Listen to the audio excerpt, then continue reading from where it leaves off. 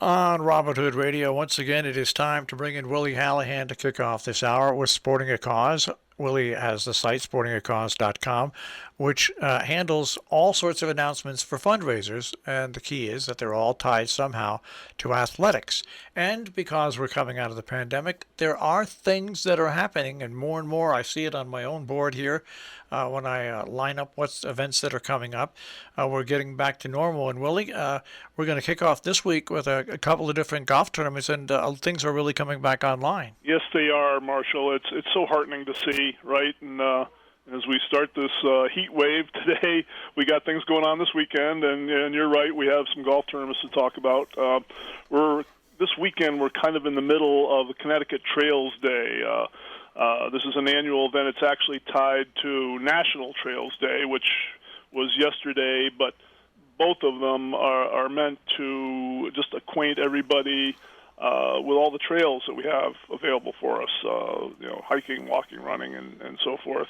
And Connecticut in particular, we're just blessed with hundreds and hundreds of trips, probably thousands if you were to count them all.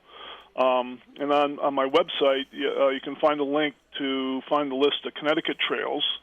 And there are also some local events tied to this. There's the Warren Land Trust, the Winchester Land Trust over in Winsted, the Norfolk Land Trust, the Torrington Trails Network. They all have events going on today. You can find them on my website. They're starting late this morning. And really, although these are one-day events, the whole idea of it is to just make everybody aware of all the trails we have. I swear, if you were to overlay a map of Northwest Connecticut with all the trails that we have, it would look like a spider web. We have all these trails that they interconnect with the Appalachian Trail. All of our preserves, land trusts, and everything have trails so people can travel them and see the surrounding beauty. And, Marcia, probably one of the best things that happened, one of the good things about the pandemic was when people were just desperate to find things to do, they realized that they could go out and walk. They could go out into the fields and forests and trails and with their families and walk safely. And as we get back to normal, whatever that is, and people start to go back to the way they used to do things, I hope they remember some of that stuff. I hope some of that rubbed off, that, we have, remember that you had a good time walking with your family in the woods, and you can still do that. And, the Connecticut Trails Day and the National Trails Day are just events that are meant to remind us of that, or tell us about it if we didn't already know. Today also is another shooting competition at the Northwest Connecticut Rod and Gun Club. This is a center fire pistol shoot. Tomorrow, the Amenia Lions Club are going to have their annual golf tournament over at Copake Country Club in Craryville. That's a 9 a.m. shotgun start. And the proceeds from that, of course, help fund the Amenia Lions Club programs. Then the following day, Tuesday, the Murphy Open will be held over at the Links in Unionvale in LaGrangeville, New York, another beautiful course. That's also a 9 a.m. start. Both tournaments are four-person scrambles, by the way. And the Murphy Open this year will be raising money for our local food banks. That's one of those.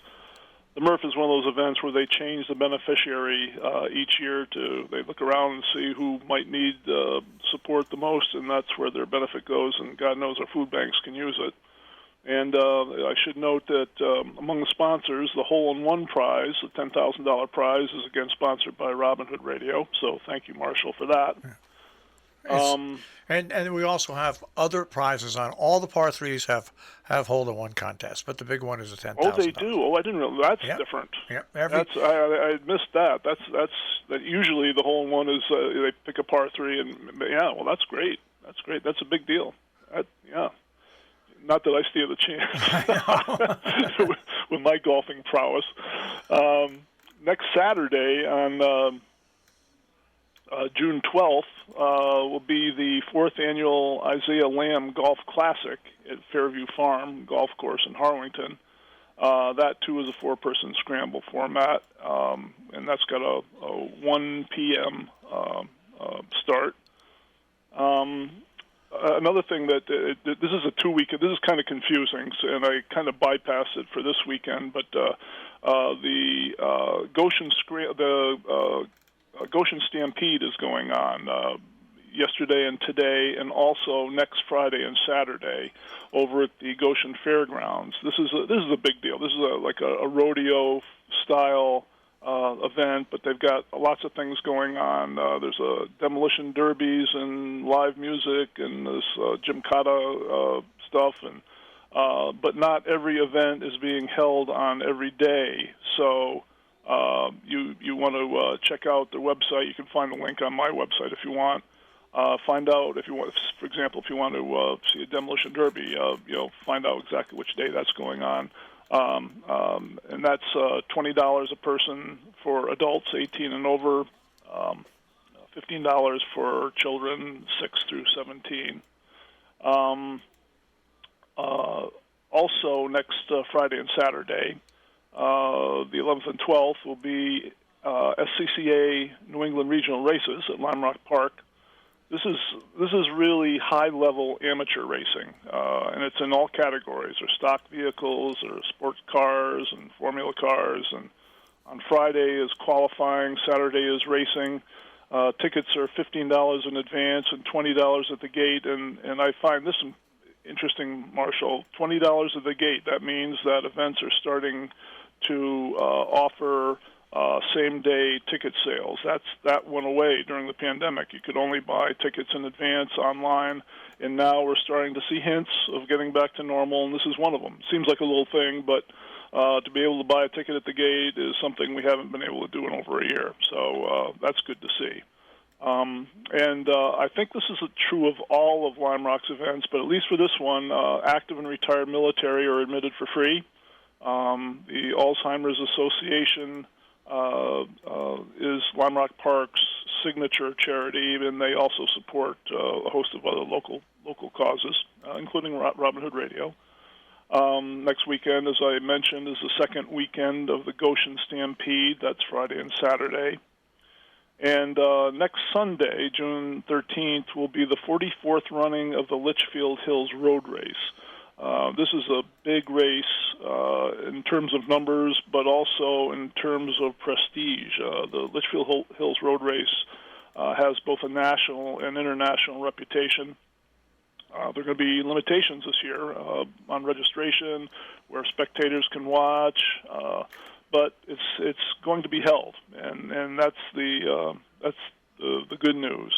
And they raise money for a lot of it for scholarships. They give scholarships to Mogo, Litchfield High School, and Foreman School students, and they support a bunch of other local causes. And so that's about it. It's almost what heartens me, Marshall, is it seems like almost every day now, and this reminds me of 2 years ago. There's something going on almost every day for the summer, and it's good to see. But I hate to end with a bit of a downer, but just to remind us that as good as things are getting, we're not back there yet, because John Rahm, a well-known golfer, was leading the Memorial tournament yesterday by like 4 or 5 strokes. He was way ahead. He ends his 18th hole and is informed that he tested positive for the coronavirus, which means he has to drop out. Leading, going into the final day, he tests positive and has to bow out. So we're getting better, but we're not there yet.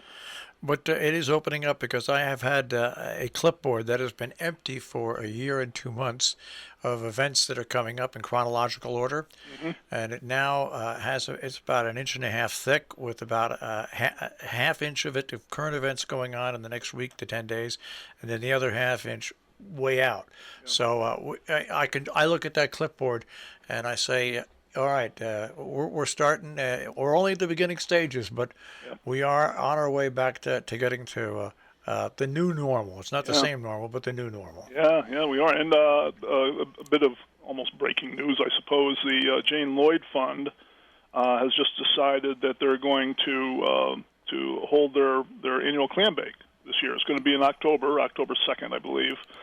Which is usually it's the end of July, but I know that there was a lot of back and forth about that, and it's a big event, a lot of people, and of course they had to be careful about all that. But they decided that they're going to hold it. They figure the extra several months between when they used to hold it and October will help things loosen up. So that's good news too. And they won't have to worry about thunderstorms as much, and you might even have some color in the leaves. That's right. Yeah. It's all good. We're getting there. It's Yes, we about are. time. So are you heading out to the course now? A little later. Yep. Put on my sunscreen and whack the ball into the woods like I always do. All right. Once again, congratulations to those Housatonic golfers. Oh, absolutely. Yeah, they had a great season. I guess Zim McAuliffe is still in the mix. He's had a great year. He had a 4 under par round one tournament this summer, and I hope he's destined to greatness. And also on the local level, I shared a video that Champerati had put up about Willie Yan had his first triple in AAA ball. And what a great young man he is, and it's just great to see how he works so hard. He's got a work ethic unlike anybody else. He's a Sharon boy, and a lot to be proud of there. All right, and the more good news will continue. I saw Hotchkiss is now open to the public. I saw golfers out on the Hotchkiss fairways this morning on the way into work. Great. Wow. It's all good. It's all good. Willie, have a great week, and we'll speak to you next week. Thank you, Marshall. You do the same. Take Bye. care. Sporting a Cause with Willie Hallihan. Once again, you can find his website at sportingacause.com.